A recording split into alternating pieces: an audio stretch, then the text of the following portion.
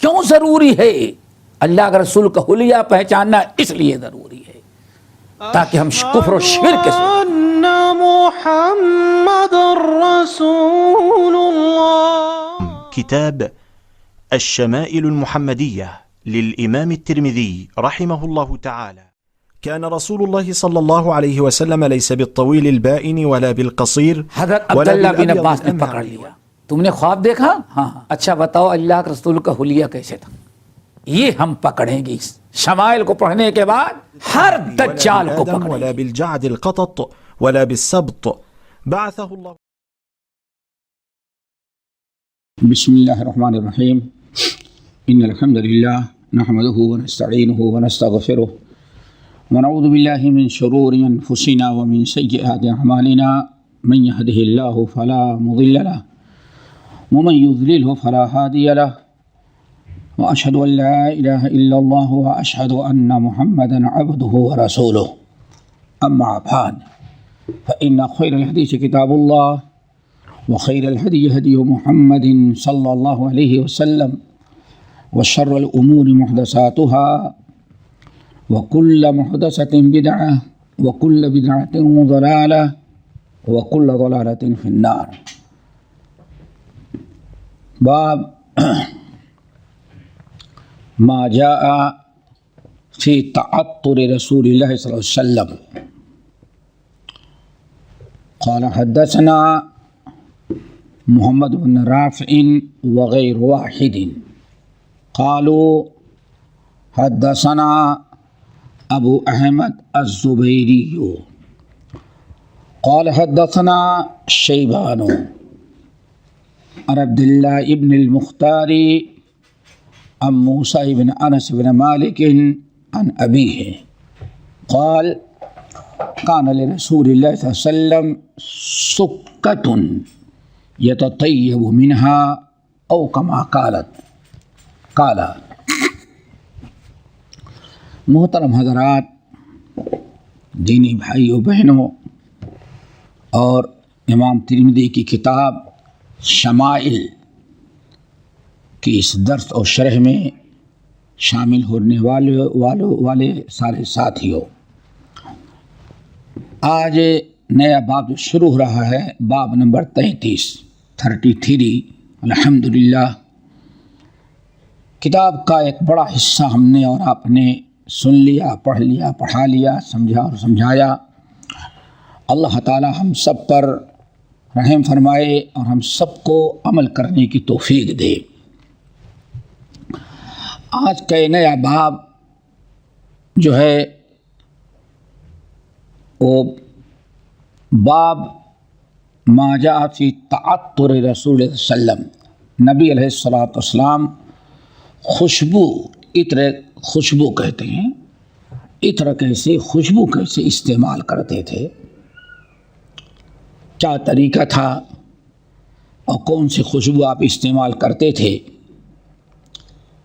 اسی کے متعلق امام ترمذی رحمۃ اللہ علیہ نے باب قائم کیا ہے، اور اسی سے تعلق رکھنے والی کچھ احادیث کو اس باب میں نقل کریں گے. نبی علیہ الصلاۃ والسلام کی محبوب چیزوں میں سے ایک چیز خوشبو تھی. آپ کو بہت ہی زیادہ یہ پسند تھی، آپ اس کو خوشبو برابر استعمال کرنا آپ کو محبوب بھی تھا، اور بہت ساری احادیث میں لوگوں کو بھی رغبت دلائی ہے کہ دوسرے لوگ بھی عطر استعمال کریں، خوشبو استعمال کریں. امام ابن القیم رحمۃ اللہ علیہ اپنی مشہور کتاب زاد المعاد فی ہدی خیر العباد، جو فقہ السیرہ پر بے مثال کتاب ہے، بڑی ضخیم کتاب، الحمدللہ عربی میں تھی، اردو میں بھی چھپ چکی ہے اور دوسری زبانوں میں بھی پائی جاتی ہے کتاب. ابن القیم رحمۃ اللہ علیہ کہتے ہیں کہ نبی علیہ السلام خوشبو کو بہت پسند کرتے تھے اور ہر وقت آپ کے پاس خوشبو موجود رہتی تھی. لیکن اللہ اکبر، نبی علیہ السلام کی خوشبو اور آپ کے پسینے کی خوشبو دنیا کی ساری خوشبوؤں سے اعلیٰ اور زیادہ تھی، زیادہ خوشبو والی تھی. نبی علیہ السلام نے ایک موقع پر ارشاد فرمایا، بڑی مشہور حدیث، حبب الی من الدنیا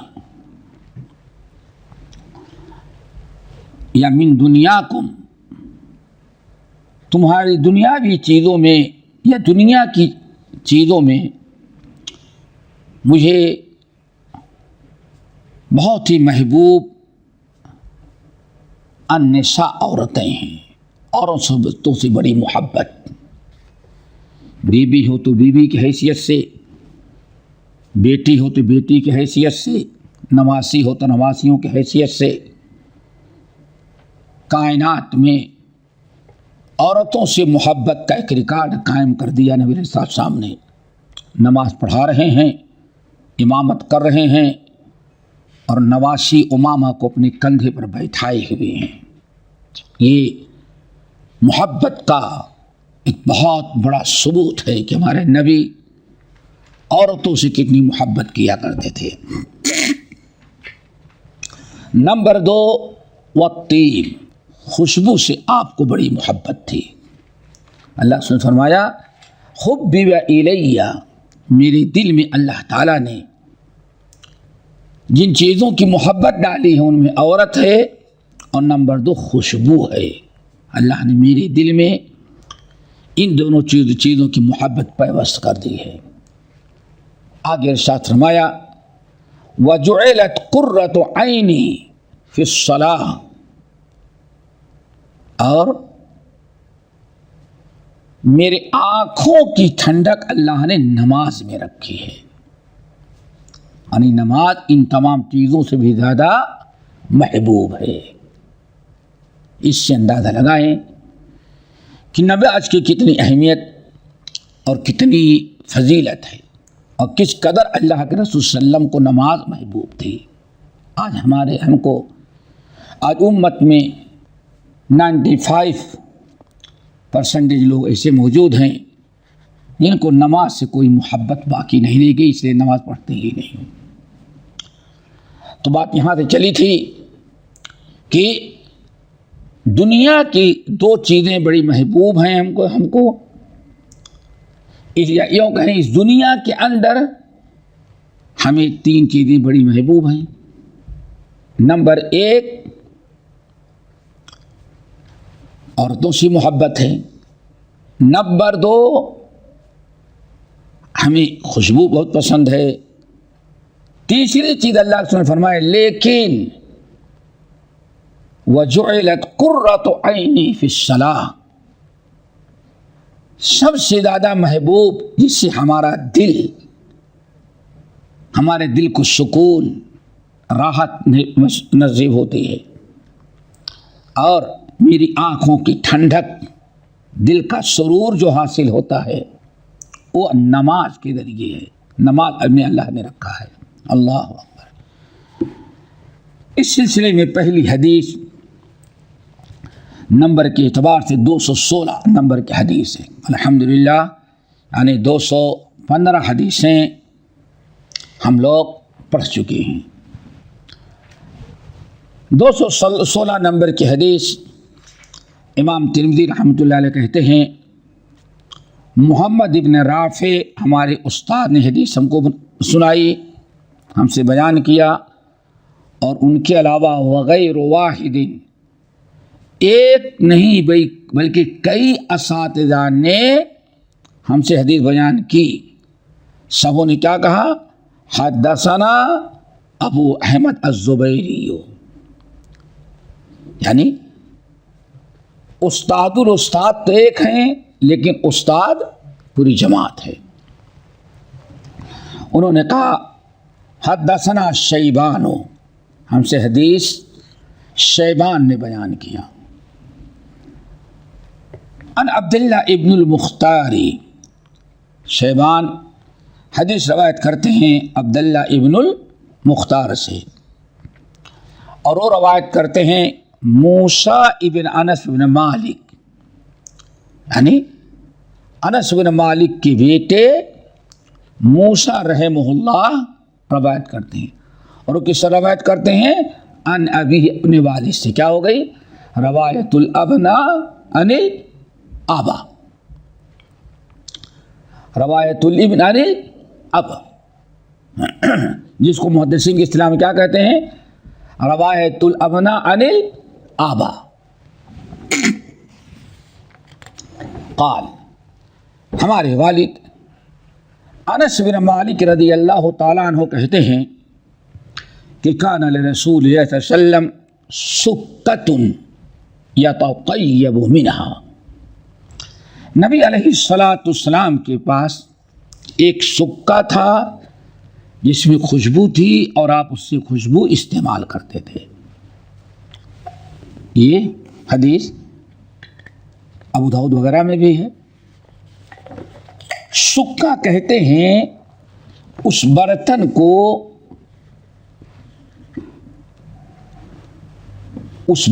کو جس میں خوشبو رکھی جائے۔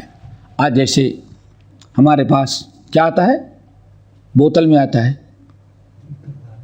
ہاں عطردانی بولتے ہیں، ہاں کئی شکلیں ہوتی ہیں۔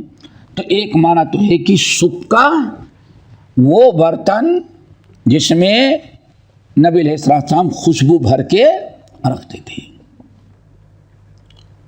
اب وہ چھوٹی بڑی ہوتی ہے بوتلیں، ایک تو یہ، اور بعض لوگوں نے کہا خوشبو کو بھی سکہ کہتے ہیں، لیکن پہلی روایت، پہلا معنی زیادہ درست ہے، چونکہ خوشبو برتن میں رکھی جاتی ہے اور برتن سے نکال کر کے استعمال کی جاتی ہے۔ حدیث کا معنی بالکل مفہوم ہے، واضح ہے، کوئی اس کے اندر سمجھانے کی یا کوئی پریشانی کی چیز نہیں ہے۔ اگلی حدیث نمبر 217 قال حدثنا محمد بن بشار، قال حدثنا محمد بن بشار قال حدثنا عبد الرحمن بن مہدی قال حدثنا عزرة بن ثابت عن ثمامة بن عبد الله قال كان أنس بن مالك رضي الله تعالى عنه لا يرد الطيب وقال ان النبي صلى الله عليه وسلم كان لا يرد الطيب۔ اس حدیث کے راوی ہیں امام ترمذی، جس سے نقل کرتے ہیں مشہور محمد ابن بشار رحمۃ اللہ علیہ۔ محمد ابن بشار روایت کرتے ہیں مشہور امام محدث عبد الرحمن ابن مہدی رضی اللہ رحمہ اللہ سے۔ عبد الرحمن ابن مہدی روایت کرتے عزرہ بن ثابت، عزرہ بن ثابت، ان کا پورا نام ہے عزرہ بنت ثابت الانصاری بصری، یعنی بصرہ میں آباد تھے، اور ان کا شمار ثقہ روات میں ہوتا ہے۔ عزرہ بن ثابت رحمہ اللہ روایت کرتے ثمامہ بن عبداللہ سے، ثمامہ بن عبداللہ ابن انس بن مالک، یعنی انس بن مالک رضی اللہ تعالیٰ کو پوتے روایت کر رہے ہیں۔ وہی ہو نا، ادھر دوسرے تھے، موسیٰ تھے، موسیٰ بیٹے ہیں، موسیٰ بیٹے تھے، اور اس سند میں انس بن مالک کے بیٹے عبداللہ ہیں، لیکن یہاں پوتا روایت کر رہا ہے اپنے دادا سے، وہاں بیٹا اپنے باپ سے اور یہاں پوتا اپنے دادا سے، صحابی ایک ہی ہیں۔ ثمامہ بن عبداللہ ابن انس بن مالک رضی اللہ تعالی عنہ، یعنی دیکھیں کتنی خوش نصیبی ہے، ہاں، اور کہتے ہیں یہ ثمامہ کا شمار علماء صادقین میں سے ہوتا ہے، ہاں، بصرہ کے قاضی تھے،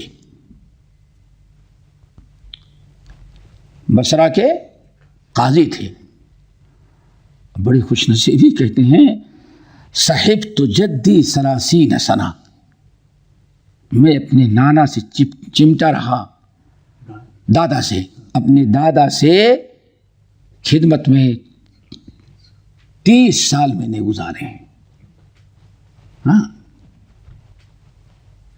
یعنی علم حاصل کرنے میں، خدمت کرنے میں ان کی بڑی خوش نصیبی ہے۔ تو یہ کہتے ہیں، یعنی دادا سے روایت کر رہے ہیں، کہتے ہیں کان انس بن مالک، ہمارے دادا انس بن مالک رضی اللہ تعالی عنہ جو تھے، لا يرد الطیبہ، کبھی کوئی خوشبو پیش کرتا گفٹ میں، تحفے میں، تو رد نہیں کرتے تھے، کبھی انکار نہیں کرتے تھے، فوراً قبول کر لیتے تھے، فوراً، اپنے پاس موجود ہو، کتنا بھی موجود ہو، خوشبو دینے والا چھوٹا تحفہ دے رہا ہے، بڑا دے رہا ہے، خوشبو بھی کئی قسم کی ہوتی ہے، کوئی بہت اعلیٰ درجے کے ہوتی ہے، کوئی بہت ہی معمولی قسم کی ہوتی ہے، لیکن کسی نے بھی کسی بھی طرح کی خوشبو پیش کیا تو ہمارے دادا کبھی رد نہیں کرتے رہے، کبھی نہیں رد کیا انہوں نے۔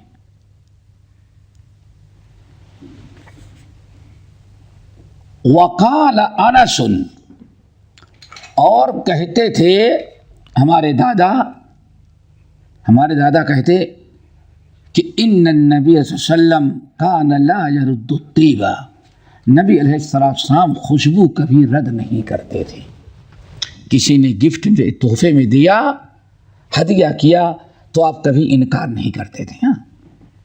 تو یہاں نبی علیہ السلام کی اسوے کی اور آپ کی سنت کی اتباع اور پیروی، انس بن مالک کہتے میں جس نے بھی ہمیں خوشبو دیا کسی بھی قسم کی، چھوٹی بڑی، ہمیشہ ہم قبول کر لیتے، رد نہیں کرتے۔ پھر اپنے پوتے سے کیا کہتے کہ بیٹے نبی علیہ السلام کبھی خوشبو رد نہیں کرتے تھے۔ تو یہاں سے اتباع سنت، اتباع رسول کا جذبہ، کہ آج ہم کتنی عجیب سی بات ہے، آج کا مسلمان اس حدیث پر غور کرے، آج کا مسلمان فرائض اور واجبات میں نبی کی سنت نہیں اپناتا نا، داڑھی کہاں چلی گئی، کتنی بڑی سنت، بلکہ واجبات میں سے، شعائر میں سے، بے اتفاق علماء داڑھی مڑانے والا فاسق سمجھا جاتا ہے، فاسق اس کو، لیکن آج مسجد کے ائمہ تک جو ہے بلا داڑھی کے، بھائی کسی کو ٹوکیں تو کیا کہتا ہے، کیا اسلام اسی میں ہے؟ اللہ اکبر۔ آج سنتوں کو کس طرح سے، جو سنت اچھی لگے اس کو تو قبول کر لیا گیا، اور جو دل کو نہ لگے اس سنت رد کر دی جاتی ہے۔ اور ایک چھوٹی سی مثال آپ دیکھیں،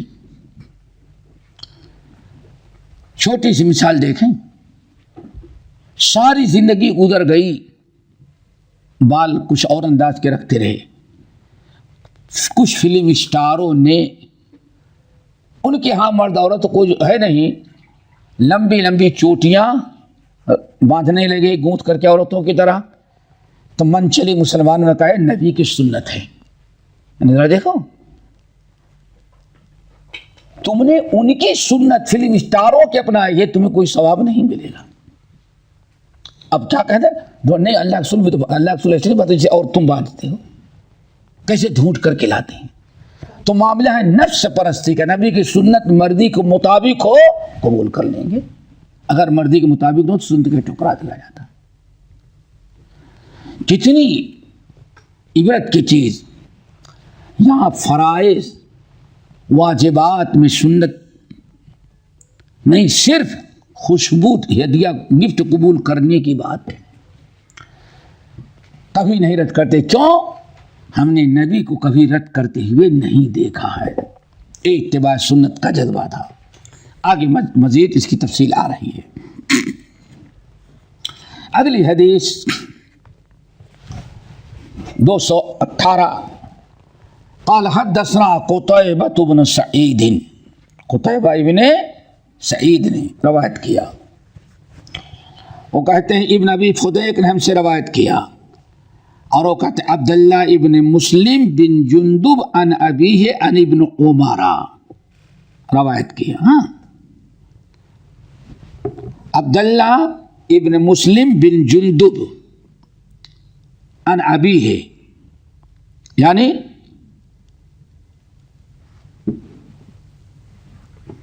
عبداللہ روایت کرتے ہیں اپنے باپ مسلم سے، اور مسلم روایت کرتے ہیں اپنے باپ جندب سے۔ یہ مدنی ہیں، عبداللہ ابن مسلم بن جندب، ان کا شمار قرائے مدینہ میں سے ہے، اس لیے ان کا لقب المدنی المقری ہے، یعنی مقری قرات سکھلانے والا، قرات پڑھنے پڑھانے والا۔ اور وہ روایت کرتے ہیں عبداللہ ابن عمر ابن الخطاب رضی اللہ تعالی عنہما سے کہ نبی علیہ الصلوۃ والسلام نے ارشاد فرمایا ثلاث لا ترد، ثلاث لا ترد، یہی حدیث ہے جس کی بنا پر انس بن مالک رد نہیں کرتے تھے۔ ثلاث لا ترد، اللہ سنے شاہد تین چیزیں کبھی رد نہیں کی جائیں گی، یعنی رد نہیں کرو۔ مطلب کیا ہے؟ تین چیزیں ہیں،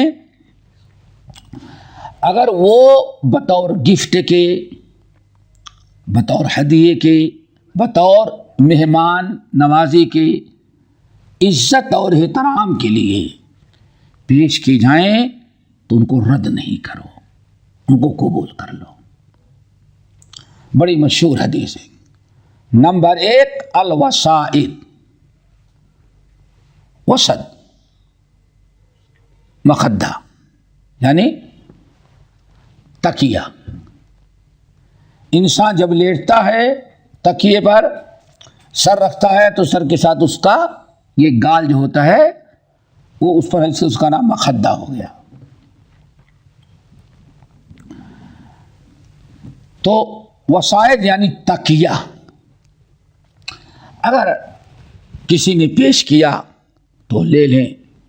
آپ کہیں گئے اور آپ کی عزت احترام کے لیے اس نے پیش کیا تو آپ لے کے ٹیک لگا لیں، اس کی دلجوئی ہو جائے، اور ٹیک لگا لیں گے، آپ کو آرام ملے گا۔ تو یہ سادگی کے خلاف نہیں ہے۔ نبی علیہ السلام کا فرمان ہے کہ جب بھی تمہیں تکیہ پیش کیا جائے تکیہ قبول کر لو۔ نمبر 2 ودہن،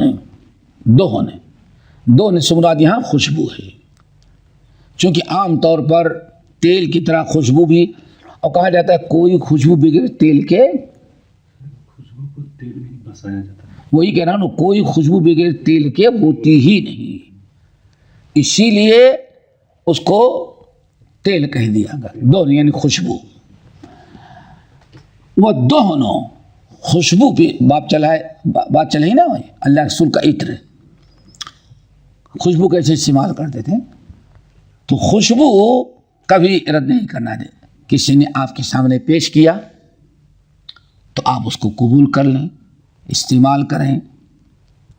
آپ کے پاس بہت زیادہ ہو گئی، آپ بھی کسی کو گفٹ کر جائیں، کوئی سڑنے گڑنے والی چیز بھی نہیں ہے، کبھی بھی آپ کے کام آ جائے گی، بلکہ کچھ خوشبو تو ایسی ہے وہ جتنی پرانی ہوتی ہے اتنا ہی زیادہ اس کی خوشبو میں نکھار پیدا ہوتا ہے، تو کبھی خوشبو رد نہ کی جائے، یہ آپ کا طریقہ تھا، آپ نے کبھی رد نہیں کیا اور لوگوں کو بھی تعلیم دی کہ لوگ بھی کبھی اس کو رد نہ کریں۔ ثلاث لا ترد، 3 چیزیں کبھی رد نہ کریں، پیش کی جائے گفٹ کے طور پر، عزت اور احترام کے لیے، جب بھی کوئی پیش کرے مجلس میں یا اور کہیں گفٹ کرے قبول کر لیں۔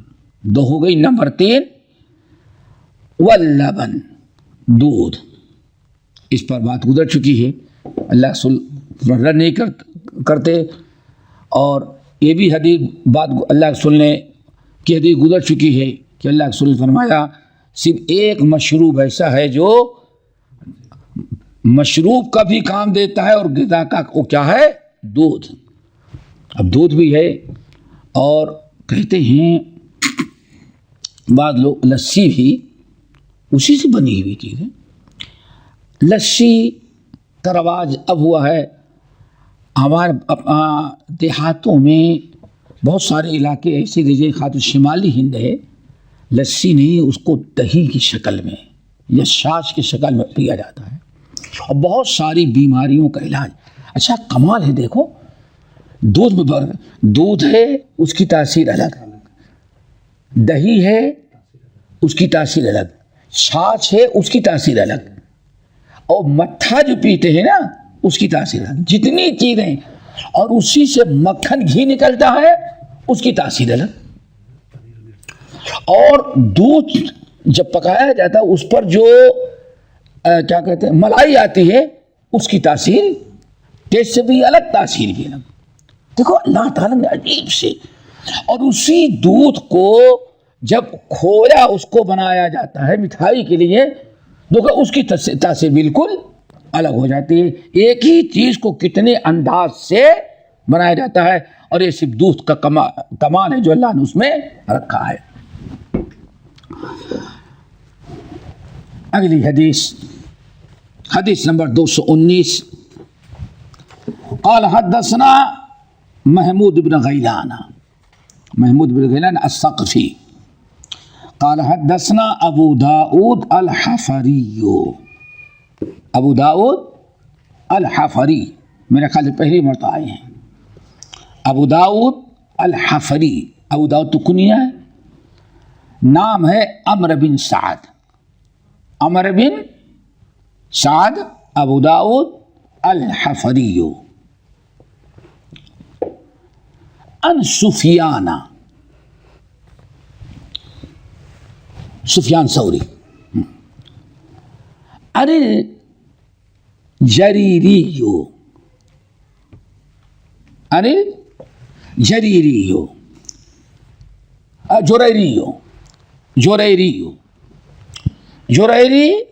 ان کا نام ہے سعید بن ایاس،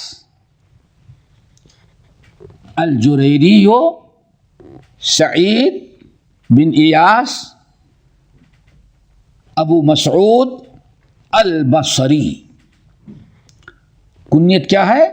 ابو مسعود۔ اب پورا نام کیا ہوگا؟ ابو مسعود سعید بن ایاس البصری، ان ابی نضرہ، ابو نضرہ سے روایت کرتے ہیں۔ ابو نضرہ ان کا نام ہے المنذر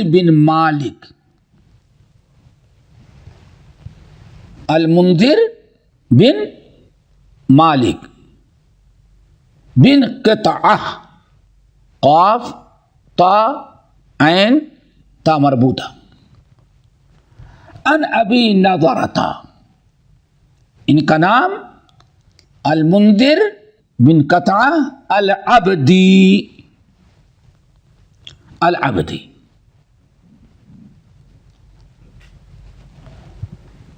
ٹھیک ہے. العبد الرجل،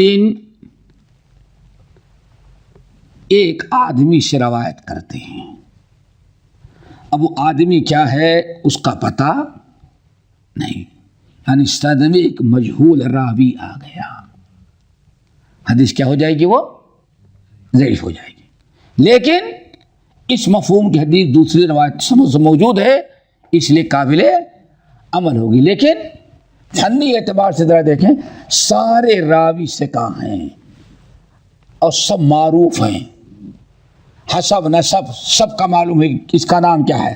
محمود بن غیلان کے بارے میں معلوم ہے، ابو داؤد الحفری جو ہیں ان کے بارے میں معلوم ہے، سفیان معلوم ہے کون ہے، کہاں پیدا ہوئی، کب پیدا ہوئی، کن سے علم حاصل کیا. جریری کے بارے میں بھی آپ نے سنا کہ ان کے بارے میں معلوم ہے، ابو نضرہ کے بارے میں معلوم ہے. لیکن الرجل ایک آدمی، اب وہ آدمی کون ہے کچھ پتہ نہیں. اسی لیے روایت ضعیف ہو جائے گی. کیوں؟ رجل سند میں ایک راوی ایسے ہیں تابعی ابو ہریرہ رضی اللہ تعالیٰ جو حدیث کے راوی ہیں، جو صحابی، ان سے روایت کرنے والا انسان وہ کون ہے اس کا علم نہیں ہے.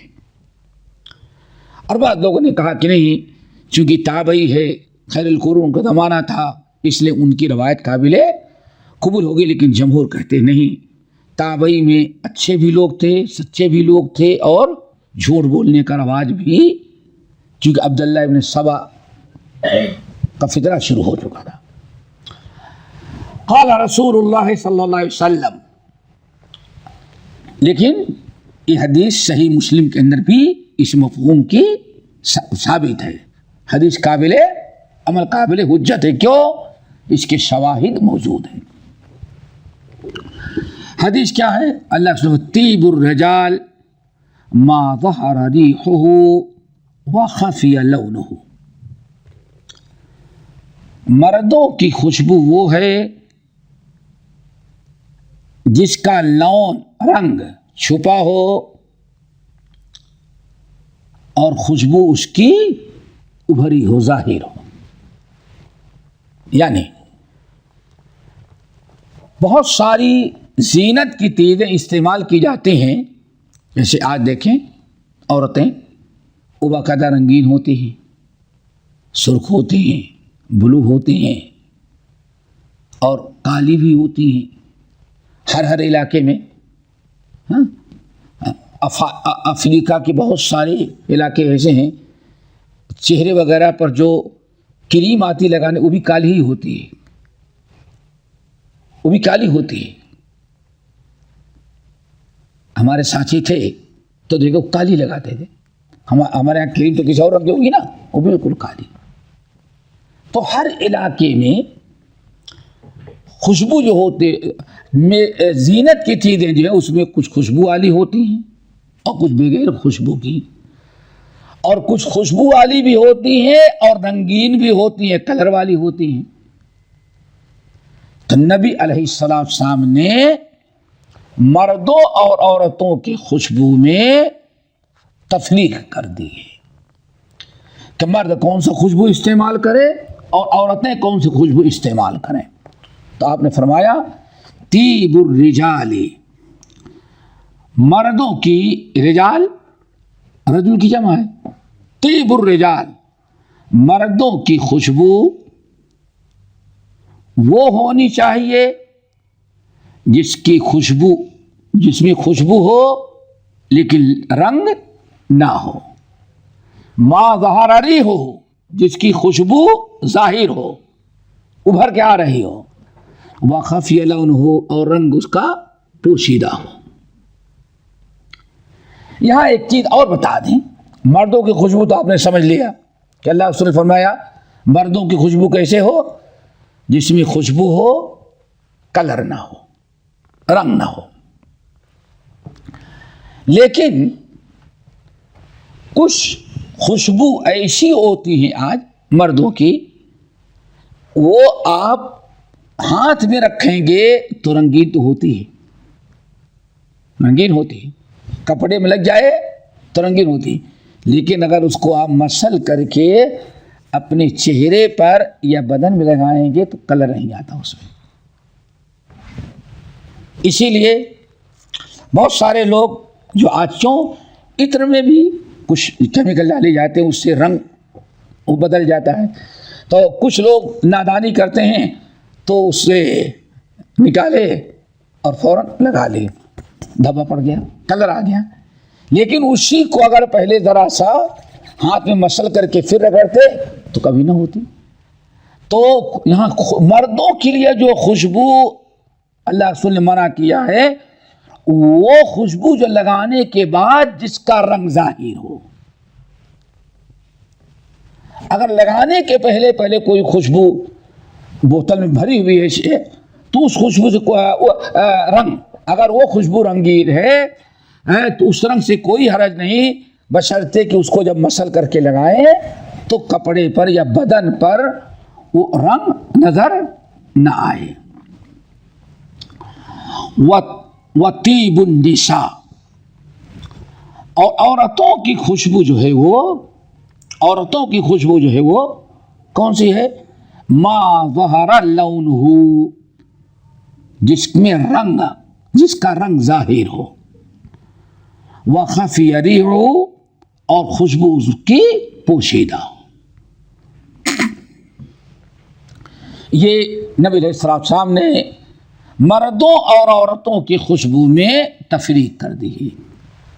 مردوں کی خوشبو لہا ریح ولا لون لہا، اور عورتوں کی خوشبو لہا لون ولا ریح لہا. یہ متعدد احادیث میں مردوں اور عورتوں کی خوشبو کے درمیان تفریق کی گئی ہے. اس کا ہمیں خیال ہونا چاہیے. لیکن بعد لا حول ولا قوت الا باللہ، سب کسی بھی عورت کے لیے اس طرح سے جائز نہیں ہے کہ خوشبو لگائے اور خوشبو اس کی خوشبو ظاہر ہو رہی ہو. اور مردوں کو رنگ سے بچنا چاہیے، عورتوں کو خوشبو سے. دیکھیں اسلام نے منع نہیں کیا ہے. یہ حکم کہا جاتا ہے عورت کے لیے جب عورت باہر اور غیر محرم کے سامنے جائے. ہاں، عورت باہر اور کہاں جائے؟ یعنی گھر سے باہر جائے یا غیر محرم جہاں ہو سکتا ہے گھر میں بھی، ہاں غیر محرم میں نہیں جلانا چاہیے. لیکن اگر عورت اپنے بیڈ روم میں، اپنے گھر میں، اپنے مخصوص کمرے میں ایسی خوشبو استعمال کرے جو مردوں کی طرح جس میں خوشبو بھی ہو تو شرعاً اس کی کوئی ممانعت نہیں ہے. تو اگر وہ اپنے کمرے میں لگا لے گی تو خوشبو باہر نہیں جا رہی، اور خوشبو دو چار گھنٹے کے بعد آٹومیٹک ختم ہو جاتی ہے. اس لیے یہ تفریق کرنا ضروری ہے. دلیل کیا ہے؟ صحیح مسلم کی حدیث، صحیح مسلم کی حدیث دیکھیں. نبی علیہ السلام نے ارشاد فرمایا ایوم امرأۃ اصابت بخورا فلا تشہد معنا العشاء الآخرہ. جس عورت نے بخور میں بخور ایک ہی ہوتا ہے، اس میں مرد عورت کا الگ الگ نہیں ہوتا، ایک ہی چیز ہوتی ہے. اللہ سبحانہ جس عورت نے عشاء کے بعد، جس عورت نے رات کو بخور لگایا ہے وہ عشاء کی نماز ہمارے ساتھ پڑھنے کے لیے نہ آئے. اس سے کیا پتا چلا؟ اس سے پتا یہ چلا کہ عورت رات میں خوشبو اپنے کمرے میں لگائے گی تو اس کے اندر خوشبو آنے کے لیے، اسی لیے اللہ صلی اللہ علیہ وسلم نے فرمایا کہ وہ خوشبو لگا چکی ہے تو ہماری مسجد میں نماز پڑھنے کے لیے نہ آئے. اللہ صلی اللہ علیہ وسلم منع نہیں کیا کہ وہ خوشبو نہ لگائے، اس خوشبو کو لگا کر کے باہر نکلنے سے منع کیا ہے. تو اس کا احتیاط خیال ہونا چاہیے۔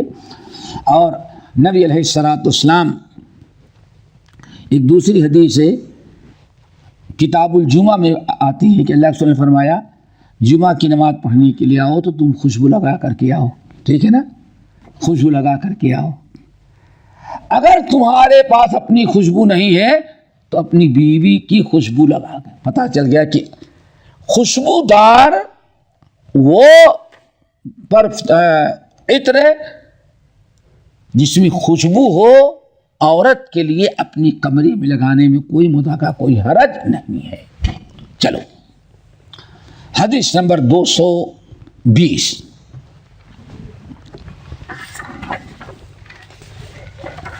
حدیث نمبر 220، قال حدثنا علی بن حجر قال انبأنا اسماعیل بن ابراہیم بن الیہ، اسماعیل ابن ابراہیم بن الیہ عن الجریری، جریری بھی گزرے ہوئے ہیں پہلے، اس سے پہلے والی حدیث میں سعید ابن ایاس ابو مسعود البصری، عن ابی نضرہ، ابو نضرہ بھی اوپر والی حدیث میں گزرے ہوئے ہیں، منذر بن مالک، عن الطفاوی، طفاوی، عن ابی ہریرہ رضی اللہ تعالی عنہ عن النبی صلی اللہ علیہ وسلم مثلہ بمعناہ، اوپر والی حدیث کس کی ہے؟ ابو ہریرہ کی ہے، اور وہ سند آپ نے دیکھ لی۔ یہ دوسری سند جو ہے علی بن حجر، اسماعیل بن الیہ، جریری عن ابی نضرہ عن الطفاوی۔ اس حدیث کی نقل کرنے کی کیا مقصد امام ترمذی؟ متن نہیں نقل کیا، صرف کیا نقل کیا؟ سند۔ دونوں حدیث دونوں روایتوں کی سند الگ الگ ہے، کہاں تک؟ ابو نضرہ تک ایک سند ہے۔ ابو نضرہ دونوں سندوں میں آپ دیکھیں گے فرق یہ ہے کہ سندیں دو ہیں، جریری تک سند الگ ہیں، دونوں الگ الگ۔ محمود بن غیلان حدثنا ابو داؤد الحفری عن سفیان عن الجریری عن ابی نضرہ، وہاں عن رجل ہے، اور یہاں علی بن حجر، دیکھیں بالکل سند الگ ہو گئی، وہاں محمود بن غیلان، یہاں علی بن حجر۔ انبأنا اسماعیل بن ابراہیم، وہاں ابو داؤد الحفری تھے، یہاں اسماعیل بن ابراہیم ہے۔ عن الجریری، جریری تک دونوں حدیثوں کی سند مختلف ہے۔ جو اختلاف بتا رہے امام ترمذی، سمجھے اس کو، دو سند سے امام ترمذی حدیث بیان کرتے ہیں۔ پہلی سند محمود ابن غیلان، ابو داؤد الحفری، سفیان عن الجریری، ٹھیک ہے نا۔ دوسری سند علی ابن حجر، اسماعیل ابن ابراہیم عن الجریری۔ جریری کے پہلے تک امام ترمذی کے پاس دو سندیں ہیں، جریری کے بعد پھر عن ابی نضرہ آ گئے، دونوں سندوں میں ہے، دونوں سندوں میں ہے۔ فرق کیا ہے؟ پہلی میں الرجل عن ابی ہریرہ ہے، تابعی جو ابو ہریرہ کے شاگرد ہیں ان کا نام نہیں ہے، وہ کون تھا، صرف رجل کا لفظ ہے، بالکل اس میں عام۔ وہاں یہ نہیں معلوم کہ ابو ہریرہ سے روایت کرنے والا جو ہے اس کا نام کیا ہے، کون ہے۔ یہ دوسری سند میں عن الطفاوی، پتہ چل گیا کہ اس سند میں دوسری سند جو نقل کی اس میں ابو ہریرہ سے روایت کرنے والا کون ہے؟ طفاوی ہے۔ ابو نضرہ جس سے روایت کرتے ہیں وہ کیا ہے؟ طفاوی۔ اس سند میں ابو ہریرہ کے شاگرد کا نام ہے اور پہلی سند میں ابو ہریرہ رضی اللہ عنہ شاگرد کا نام نہیں تھا. یہی ہے نا. اب یہاں پتا چل گیا وہاں جو الرجلین ہے اس سے مراد کون ہے؟ طفاوی ہے. لیکن طفاوی بھی مجہول ہے. طفاوی تو کنیت ہے نا. ہم کہیں گے فلاں ملک کا رہنا ہے طفاوی، انصاری، قریشی، سمجھ گئے نا. عربوں میں کتنے سرنیم ہیں؟ یہ تو سرنیم ہے، نسبت ہے، لیکن نام کون ہے، کہاں کا رہنے والا ہے، کب ابو ہریرہ رضی اللہ تعالیٰ سنا، یہ کچھ پتا نہیں ہے. تو رجل وہاں جو مبہم تھا اس سند میں نام معلوم پڑ گیا، لیکن نام معلوم پڑنے کے بعد پتہ چلا کہ اس کی یہ شخص بھی مجہول ہے، اس کے بارے میں کوئی معلومات نہیں ہے. یعنی دونوں اعتبار سے سند کیا ہے؟ یہ ضعیف ہے. اور آگے کیا فرمایا؟ مثلہ بمعنی ہو، معنی دونوں کا کیا ہے؟ ایک ہے. لیکن دوسری احادیث سے ہم نے کہا اس حدیث کا معنی مفہوم ثابت ہے، اس لیے کوئی مذاکرہ کوئی حرج انشاءاللہ نہیں ہوگا. ٹھیک ہے نا.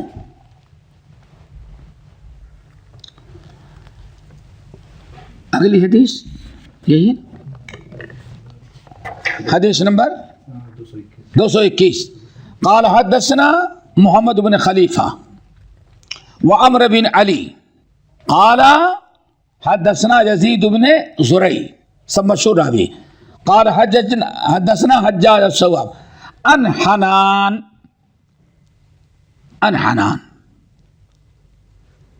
حنان کون ہے؟ کہتے حنان الاسدی ہے. کہا جاتا ہے مسدد ابن مصرحد جو مشہور راوی ہیں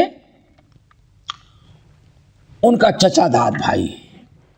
تو ان کا پتہ چل گیا کہ حنان کون ہیں، پتہ چل گیا نا کہ کن کے بیٹے ہیں، کن کے چچا ہیں، کن کے بھتیجے، سب پتہ چل گیا. ان ابی عثمان النہدی، ابو عثمان النہدی کہتے قال رسول اللہ صلی اللہ علیہ وسلم اذا اعطی احدکم الریحان فلا يرده فإنه خرج من الجنت. اللہ صلی اللہ علیہ وسلم نے فرمایا جب تمہیں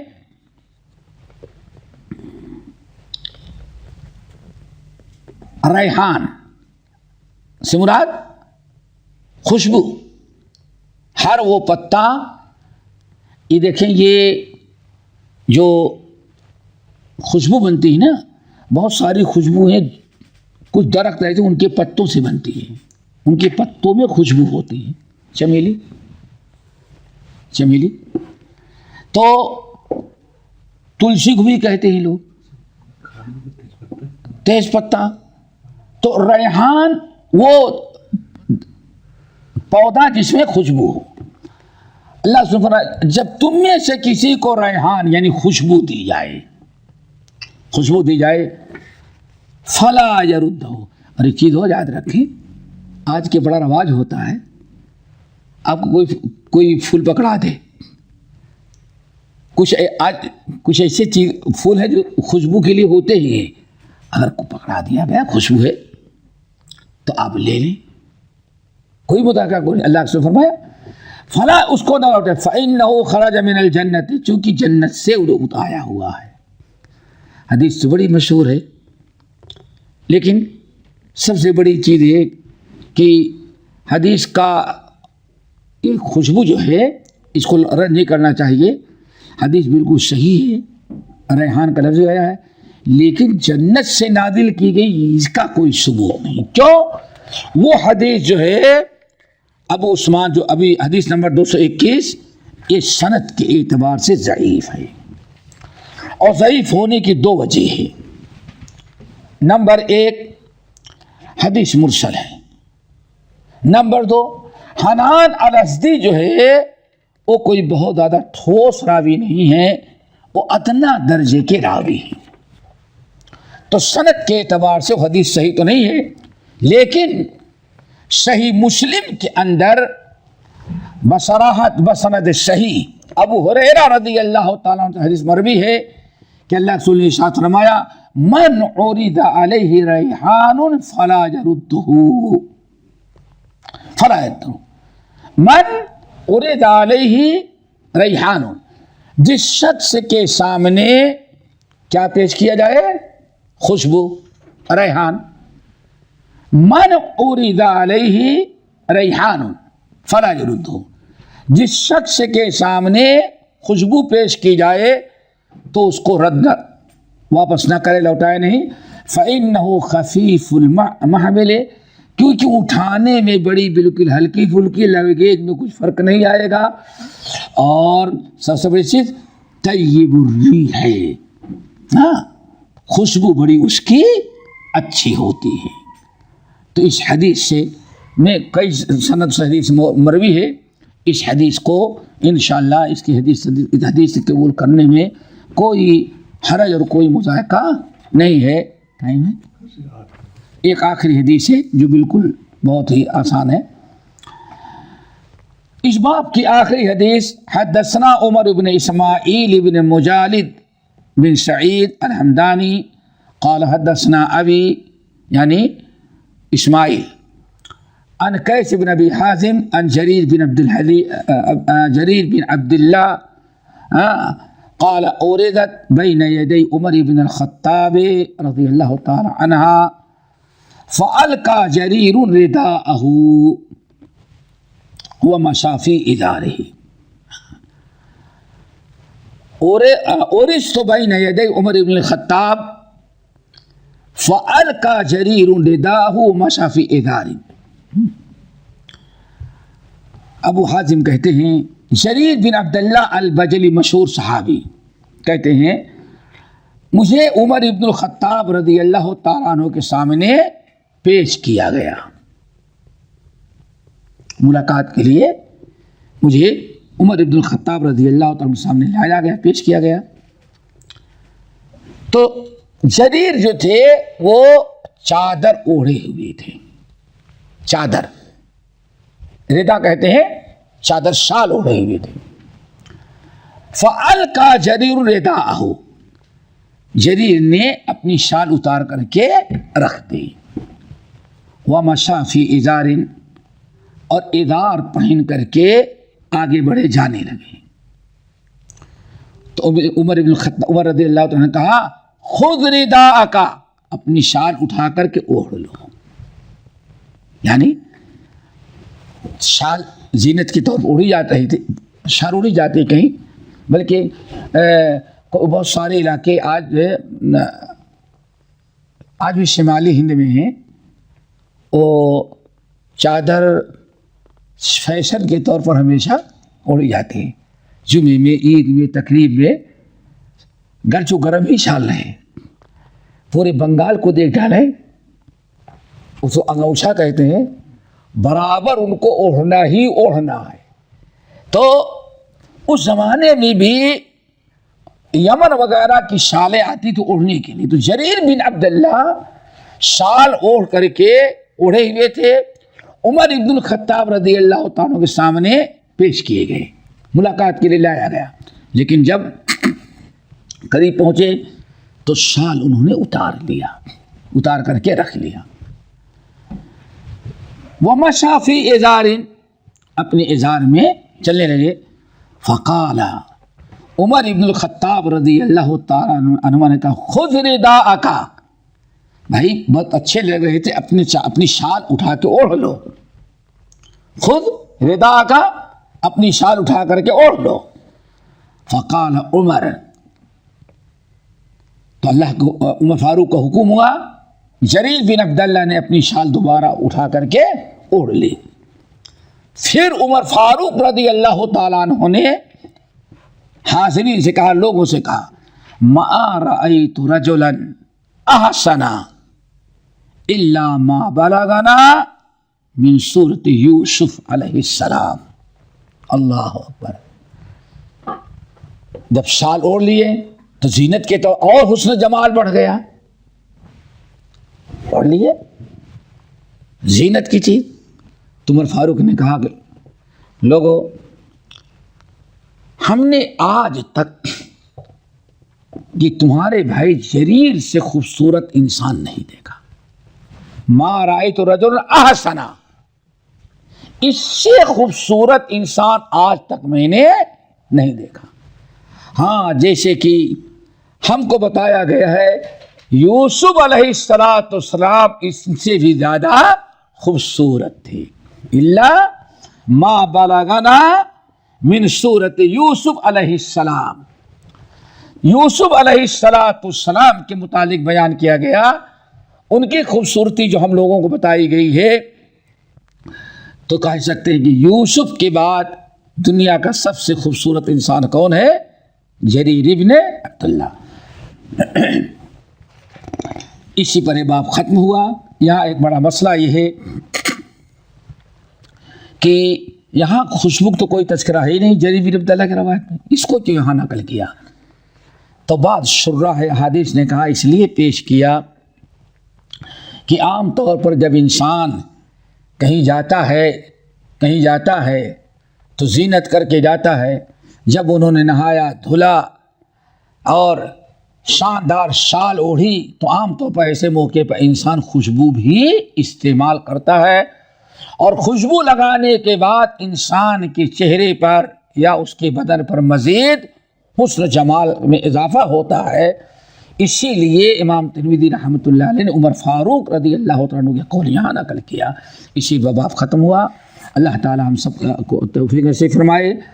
آگے اگلا باب 34 نمبر کا جو ہے انشاءاللہ اب شروع ہوگا کہ نبی علیہ السلام کی گفتگو کا انداز کیا تھا. اللہ تعالیٰ ہم سب کو اس باب کو بھی اچھی طرح سے سمجھنے کہ توفیق نصیب فرمائے. چونکہ سارا معاملہ، سارا بنا بگاڑ جو ہوتا ہے دوستو، وہ کس سے ہوتا ہے؟ زبان، گفتگو سے ہوتا ہے. اللہ تعالیٰ ہم تمام لوگوں کو گفتگو اور بول چال میں بھی اپنے نبی کا اسوہ اپنانے کی توفیق نصیب فرمائے. ہاں بولیں. خواتین آپس میں ایک دوسرے کو خوشبو جو ہے ہدیہ دے سکتی ہیں. عورتیں خواتین آپس میں ایک دوسرے کو خوشبو دے سکتی ہیں، دونوں قسم کی خوشبو دے سکتی ہیں، لیکن دینے کے تاکید کر دیں یہ خوشبو ہے اس کو آپ اپنے کمرے میں لگائیں تاکہ اللہ تعالیٰ کے ہاں کسی پکڑ میں نہ آ جائیں. خوشبو آتی تھی. ہاں ان کا سوال یہ کہ رسول کا موضوع تھا یا کسی خاص وقت کے لیے تھا؟ ہر وقت اللہ کے رسول کے پسینے میں ہر وقت خوشبو آتی تھی. آپ کی کرامت تھی اور اللہ رب العالمین کا فضل و کرم تھا. یہ خوشبو لگانے کی کیا ضرورت ہے؟ لازمی چیز ہے. جبرائیل امین بہت خوشبو پسند کرتے تھے، اسی خوشبو میں اور آگے بڑھ جاتی تھی اور پھر خوشبو استعمال کیا. بہت ساری چیزیں اللہ کے رسول بلا ضرورت بھی استعمال، لیکن اسوہ ہو جائے پوری دنیا کے لیے کہ ہاں خوشبو استعمال کرنا جائز ہے. اگر نبی خوشبو نہ استعمال کرتے تو ہم اور آپ کہتے کہ بھائی نبی نے کبھی خوشبو استعمال نہیں کیا ہے. جی بات کے جو میں جو اس میں رسول نے بتایا کہ جو مسک خوشبو جو سب سے بہترین ہوتی ہے. ہاں مشک عنبر. جی مشک عنبر. ہاں مشک عنبر تھا نا. آج بھی دیکھو خوشبو تعالیٰ ہے کہ اود ہاں اس کی خوشبو بالکل ہے. جی بارک.